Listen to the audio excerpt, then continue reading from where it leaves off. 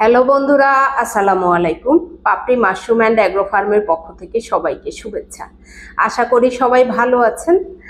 একজন শ্রদ্ধেয় উদ্যোক্তা জানতে চেয়েছেন যে ওনার টিনের ঘর অনেক ভ্যাপসা গরম, এক্ষেত্রে আসলে তাপমাত্রা কমানোর জন্য কি করণীয়।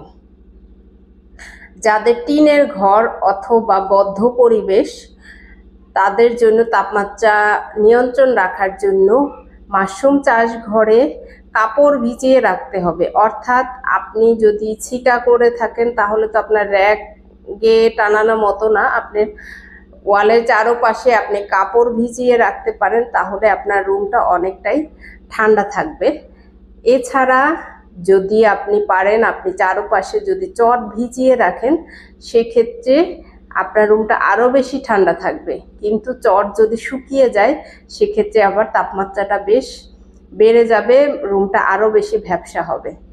আপনাকে চট ভিজালে খেয়াল রাখতে হবে চট যাতে কোনোভাবেই শুকিয়ে না যায়। যখনই হালকা শুকিয়ে যাবে তখন আবার পানি স্প্রে করে ভিজিয়ে দিবেন।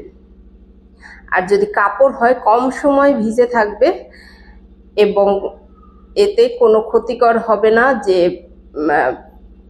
কাপড়টা শুকিয়ে গেলে কাপড়ের তাপমাত্রা বেড়ে যায় না বা কাপড়টা ভ্যাপসা হয় না। আপনি দুইভাবেই আপনার তাপমাত্রা নিয়ন্ত্রণ রাখতে পারেন। যেটা আপনার জন্য সুবিধা মনে হবে সেই কাজটাই আপনার জন্য উত্তম।